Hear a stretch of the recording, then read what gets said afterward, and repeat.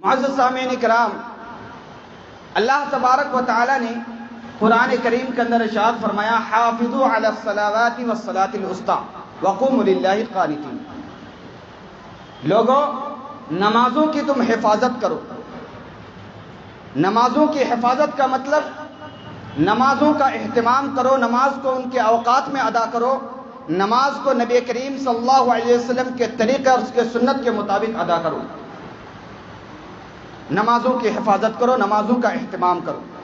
والصلاۃ الوسطی، اور خصوصی طور پر درمیانی نمازوں کا اہتمام کرو، ان کی خوب اہتمام کے ساتھ نماز پڑھو۔ اس سے مراد عصر کی نماز لی گئی ہے۔ وقوموا للہ قانتین، اور اللہ تبارک و تعالی کا مطیع و فرما بردار بندہ بن کر کے کھڑے ہو جاؤ۔ یہ اللہ رب العالمین کا حکم ہے۔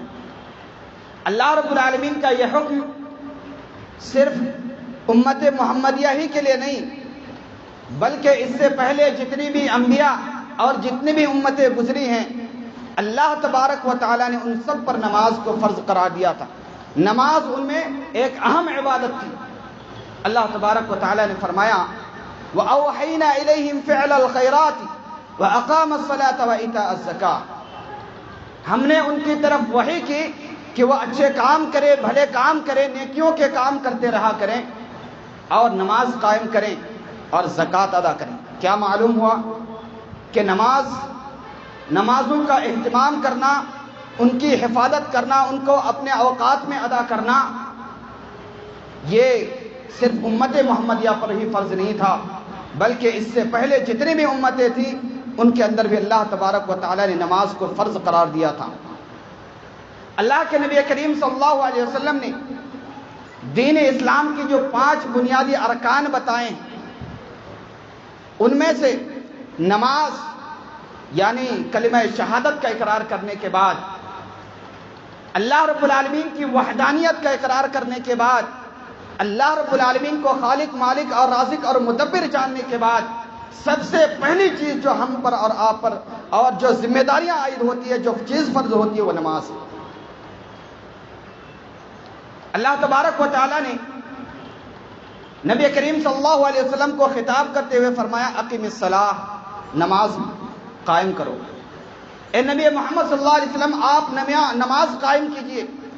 دوسری جگہ اللہ رب العالمین نے فرمایا وَأَمُرْ أَهْلَكَ بِالصَّلَاةِ وَاصْطَبِرْ عَلَيْهَا، اے نبی محمد صلی اللہ علیہ وسلم،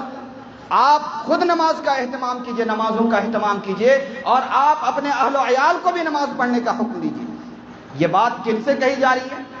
نبی کریم صلی اللہ علیہ وسلم سے،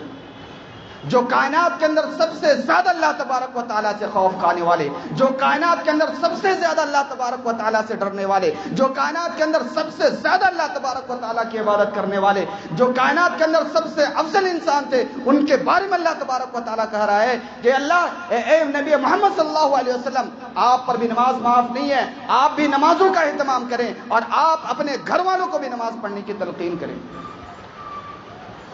نماز کا یہ مقام اور یہ مرتبہ جاننے کے بعد صحابہ کرام رضی اللہ عنہم اجمعین اور نبی کریم صلی اللہ علیہ وسلم کبھی بھی نماز میں کوتاہی برتتے نہیں تھے۔ نماز چھوڑنے کی تو بہت دور کی بات، نماز میں کبھی سستی اور کوتاہی کو نہیں پسند کرتے تھے۔ آپ دیکھیں کہ نبی کریم صلی اللہ علیہ وسلم کے زمانے میں مسجدیں کچی ہوا کرتی تھی۔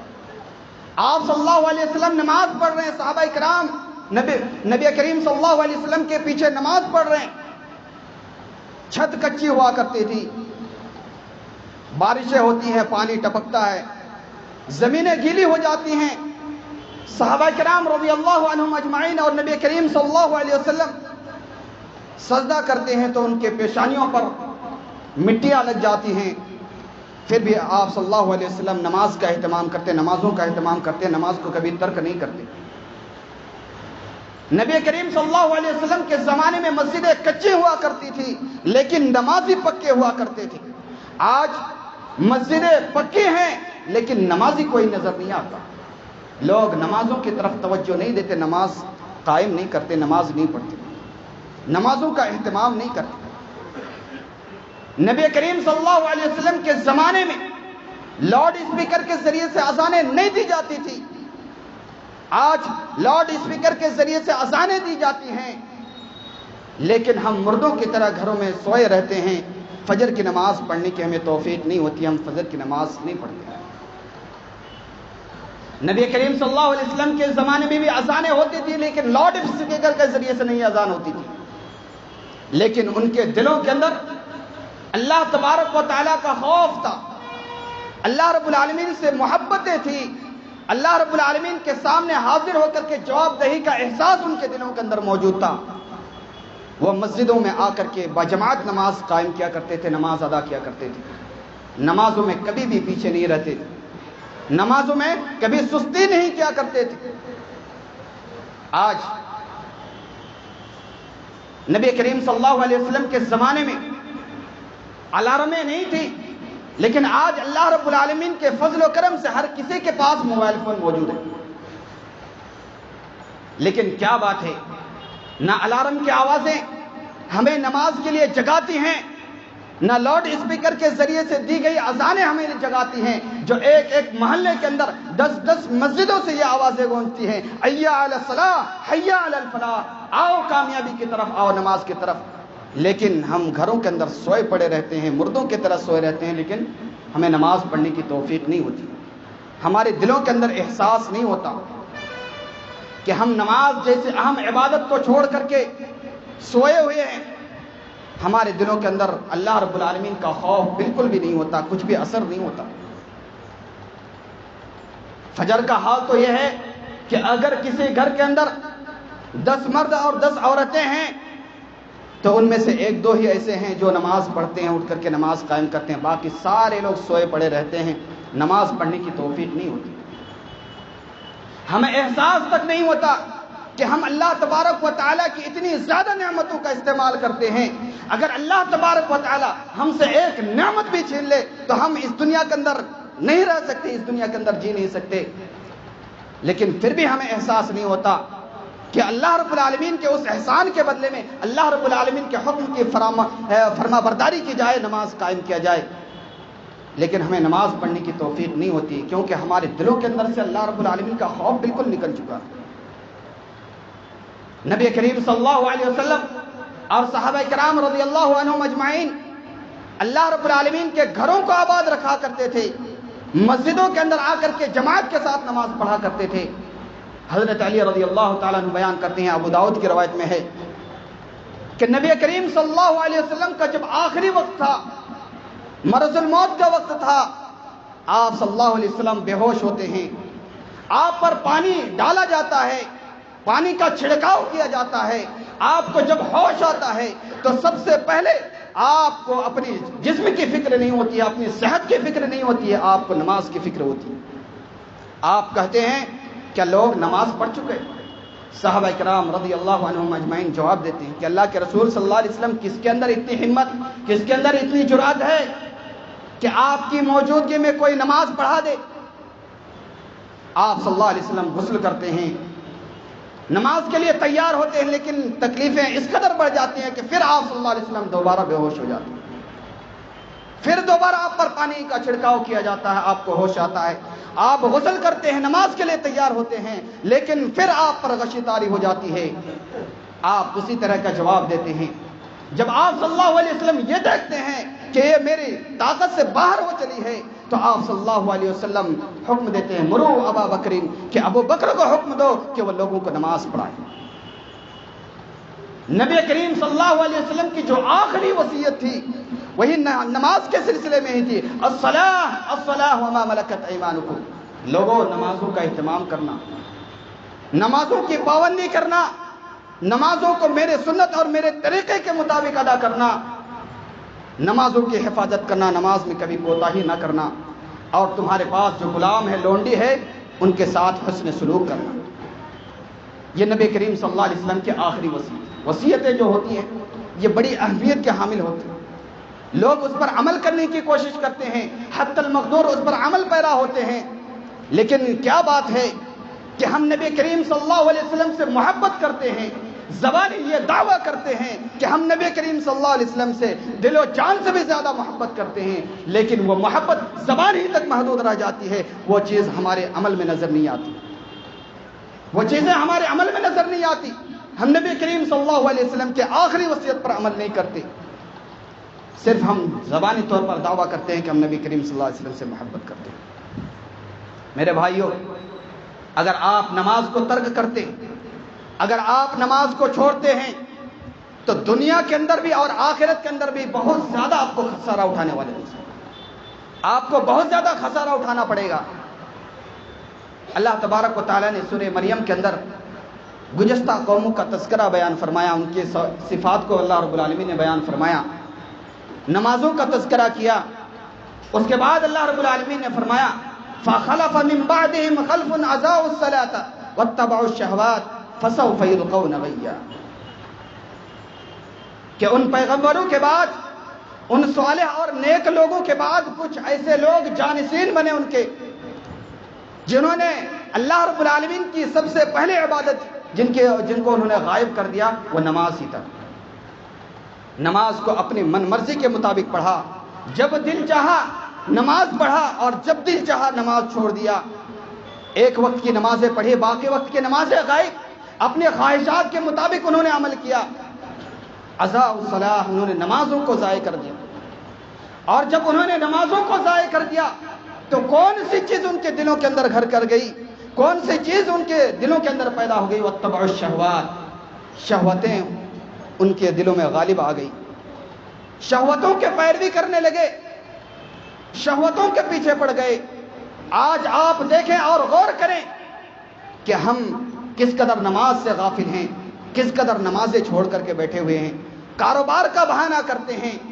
موبائل فون میں بزی رہتے ہیں، دوسرے مصروفیات میں بزی رہتے ہیں، لیکن اللہ رب العالمین کے گھر کے لیے، اللہ رب العالمین کی عبادت کے لیے 10 منٹ دینے کا وقت ہمارے پاس موجود نہیں ہوتا۔ یہ ہمارے لیے بہت ہی بڑی افسوس کی بات ہے میرے بھائی۔ اور جن لوگوں نے نماز کو ضائع کر دیا ان کا انجام کیا ہوگا؟ اللہ رب العالمین نے فرمایا فَسَوْفَ يُلْقَوْنَ غَيًّا، یقیناً وہ گمراہی کے انجام کو پائیں گے۔ ایک دوسری تشریح اس کی یہ بیان کی گئی ہے کہ غی کہتے ہیں جہنم کے ایک وادی کا نام ہے غی۔ اللہ رب العالمین نماز چھوڑنے والوں کو، نماز میں سستی کرنے والوں کو، اپنے خواہشات کے مطابق نماز پڑھنے والوں کو اس غی کے اندر، اس جہنم کے اندر داخل کیا جائے گا۔ ہم اور آپ نماز میں بڑی سستی کرتے ہیں، بڑی کوتاہی کرتے ہیں۔ اللہ تبارک و تعالی نے فرمایا فَوَيْلٌ لِّلْمُصَلِّينَ الَّذِينَ هُمْ عَنْ صَلَاتِهِمْ سَاهُونَ، ہلاکتی ہے، بربادی ہے ایسے نمازیوں کے لیے جو نماز میں کھڑے ہوتے ہیں بالکل سستی کے ساتھ، کاہلی کے ساتھ، تکاسلی کے ساتھ کھڑے ہوتے ہیں۔ یہ تو منافقین کی صفات ہوا کرتی تھی کہ منافقین جب نماز کے لیے کھڑے ہوتے انتہائی سستی کے ساتھ کھڑے ہوتے تھے۔ وَإِذَا قَامُوا إِلَى الصَّلَاةِ قَامُوا كُسَالَىٰ، یعنی جب بھی کھڑے ہوتے انتہائی سستی کے ساتھ، نہ چاہتے ہوئے کھڑے ہوتے تھے۔ ہمارا حال یہی ہو چلا ہے، ہم نماز پڑھتے ہیں لیکن صحیح طور پر نماز نہیں پڑھتی۔ ہماری نمازیں ایسی نمازیں ہونی چاہیے جس طرح صحابہ کرام نماز پڑھا کرتے تھے، کہ وہ انصاری صحابی جو غزوہ ذات الرقاع کے موقع پر نبی کریم صلی اللہ علیہ وسلم کے پہرے دے رہے تھے، ان کے جسم پر 3 تیریں لگ جاتی ہیں لیکن نماز کو ترک نہیں کرتے۔ 1 2 نہیں، 3 تیریں لگ جاتی ہیں لیکن نمازوں کو ترک نہیں کرتے، نماز پڑھتے رہتے ہیں۔ ہم کو اسی طرح سے نماز پڑھنی چاہیے۔ ان تعبد اللہ کأنک تراہ فإن لم تکن تراہ فإنہ یراک، نبی کریم صلی اللہ علیہ وسلم نے فرمایا کہ تم اللہ تبارک و تعالیٰ کی عبادت اس انداز میں کرو کہ گویا کہ تمہیں یہ لگے کہ تم اللہ تبارک و تعالیٰ کو دیکھ رہے ہو۔ اگر تمہارے دلوں کے اندر یہ چیز پیدا نہ ہو تو تمہارے دلوں کے اندر یہ بات ضرور پیدا ہونی چاہیے، اللہ تبارک و تعالیٰ تو ہمیں دیکھ رہا، اللہ تبارک و تعالیٰ تو ہمارے ہر حرکات و سکنات پر نگہبانی کر رہا۔ ہمیں نماز کی پابندی کرنی چاہیے، نماز سے کبھی غفلت نہیں برتنی چاہیے۔ اسی طرح سے نمازیوں کے انجام کے سلسلے میں اللہ تبارک و تعالیٰ نے فرمایا جب جنتی جنت میں چلے جائیں گے، جہنمی جہنم میں چلے جائیں گے، تو جہنمیوں سے پوچھا جائے گا ما سلککم فی سقر، تم دنیا کے اندر بڑے اچھے انسان تھے، تم دنیا کے اندر خوبصورت انسان تھے، تمہارا جاہ و منصب تھا، دنیا کے اندر تمہارا نام چلتا تھا، دنیا کے اندر تم عہدہ اور منصب کے مالک تھے، لیکن کیا بات ہے کہ تمہیں جہنم میں آج جانا پڑ رہا ہے؟ تو ان کا سب سے پہلا جواب کیا ہوگا؟ لم نک من المصلین، ہم نمازیوں میں سے نہیں تھے، نماز نہیں پڑھا کرتے تھے، نمازوں کی حفاظت نہیں کیا کرتے تھے۔ نماز کسی بھی صورت میں اللہ تبارک و تعالی نے معاف نہیں کیا۔ آپ کھڑے ہو کر کے نماز نہیں پڑھ سکتے، بیٹھ کر کے نماز پڑھیں۔ آپ بیٹھ کر کے نہیں نماز پڑھ سکتے، لیٹے لیٹے اشاروں کے ذریعے سے نماز پڑھیں۔ آپ جنگ کے موقع پر ہیں، کفار و مشرکین سے برسر پیکار ہیں، آپ جنگ کر رہے ہیں، کفار و مشرکین آپ کے گردن کو مارنے پر تلا ہوا، اس وقت بھی اللہ تبارک و تعالی نے نماز کو معاف نہیں کیا، اس وقت بھی آپ کو نماز پڑھنی، سوائے عورتوں کے جو مخصوص مسائل ہوتے ہیں، مہینے کے جو مخصوص مسائل ہوتے ہیں، انہی دنوں میں اللہ تبارک و تعالیٰ نے عورتوں کے لیے چھوٹ دے رکھا ہے، اس کے علاوہ کسی کے لیے بھی نماز معاف نہیں ہے۔ ہر کسی کو نماز پڑھنا واجب اور ضروری ہے، اور جو شخص بھی نماز میں کوتاہی کرتا ہے، جو شخص بھی نماز میں سستی برتتا ہے، اللہ کے نبی کریم صلی اللہ علیہ وسلم نے فرمایا ان بین الرجل و بین الکفر ترک الصلاۃ، بے شک آدمی کفر اور شرک کے درمیان حد فاصل نماز۔ نبی کریم صلی اللہ علیہ وسلم نے یہ بات بیان فرمائی۔ جب اس حدیث کی تشریح میں ہم علماء کرام کے اقوال پڑھتے ہیں، ان کے فتاوے پڑھتے ہیں، تو ہمارے رونگٹے کھڑے ہو جایا کرتے ہیں،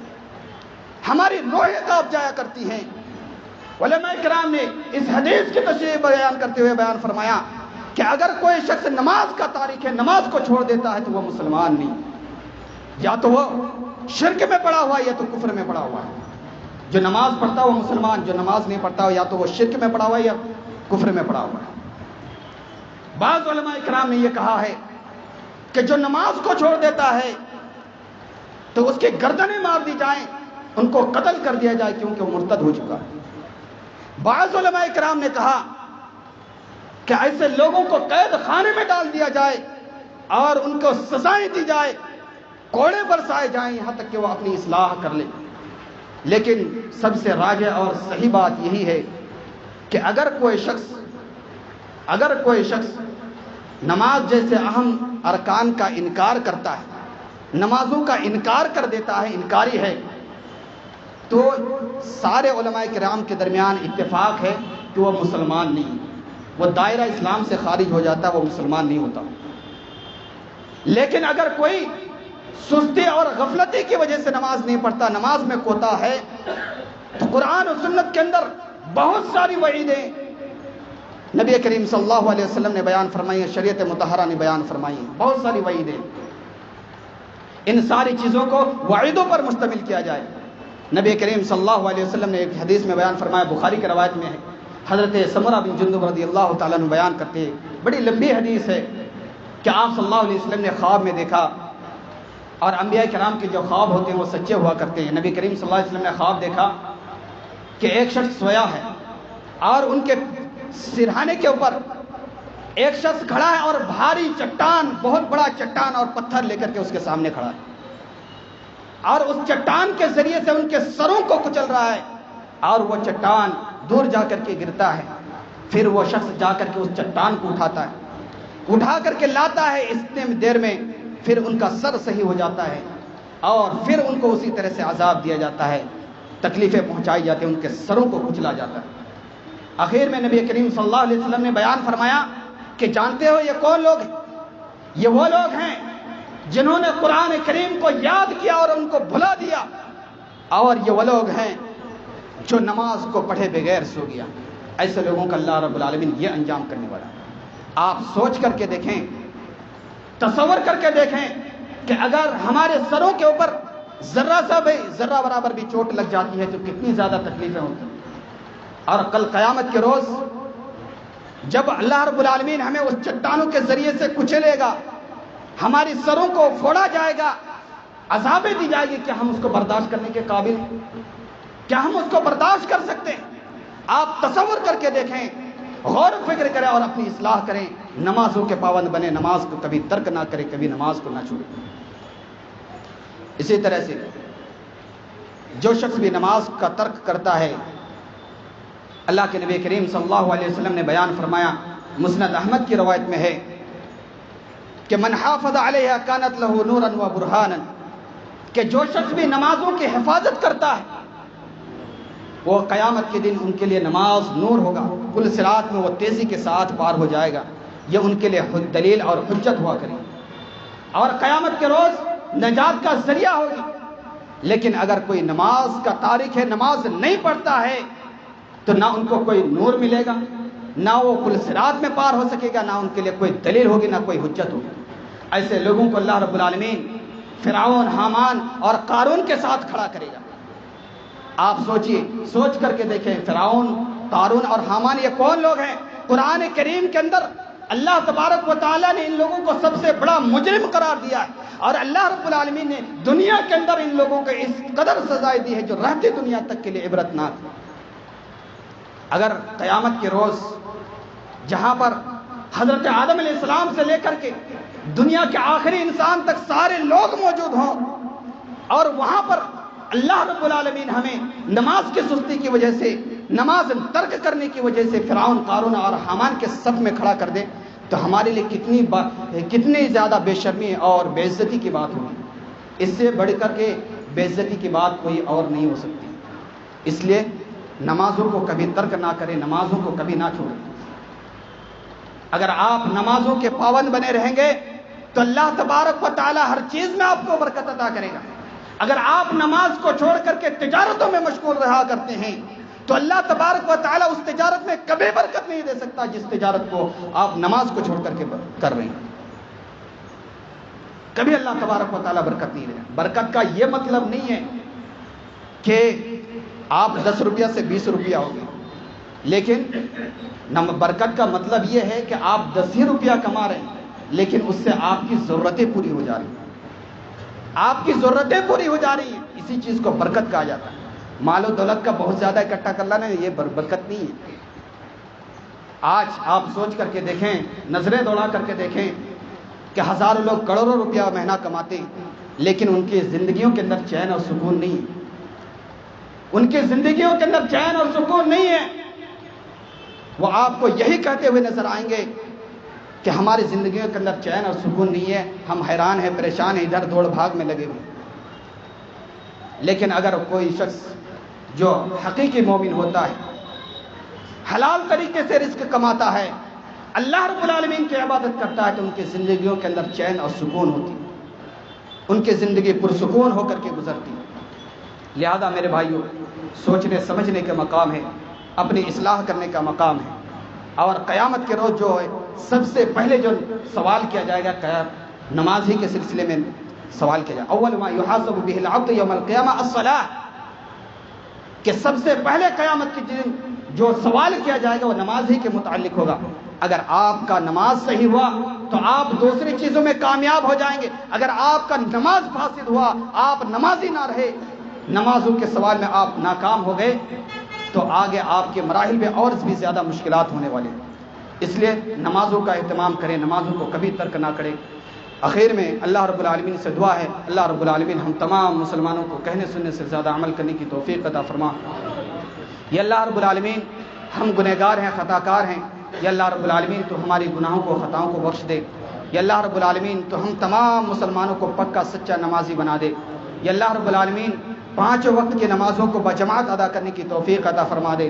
یا اللہ رب العالمین جو شخص بھی نمازوں سے غافل ہے، اللہ رب العالمین تو ان کے غفلتوں کو دور کر کے ان کو 5 وقت کی نماز بجماعت ادا کرنے کی توفیق عطا فرما دے۔ یا اللہ رب العالمین جو شخص بھی مریض ہے، اللہ رب العالمین تو انہیں شفا عاجلہ کاملہ عطا فرما۔ یا اللہ رب العالمین تو ہم تمام مسلمانوں کو دین اسلام کی طرف راغب فرما دے۔ یا اللہ رب العالمین تو دینی تعلیم حاصل کرنے کی توفیق عطا فرما دے۔ یا اللہ رب العالمین ہمارے جو نئے نسل کے جو بچے ہیں جو دین اسلام سے دور بھاگ رہے ہیں، اللہ رب العالمین تو انہیں ہدایت دے اور دین اسلام کی طرف راغب فرما دے۔ یا اللہ رب العالمین جب تک ہم اس دنیا کے اندر رہیں، ایمان اور اسلام کے حالت میں رہیں، اور جب ہمارا خاتمہ ہو ایمان اور اسلام کے حالت میں ہو۔ آمین وآخر دعوانا الحمدللہ رب العالمین۔ بارک اللہ لنا ولکم فی القرآن العظیم ونفعنی وإیاکم بالآیات والذکر الحکیم، انہ تعالی جواد کریم ملک رؤوف رحیم۔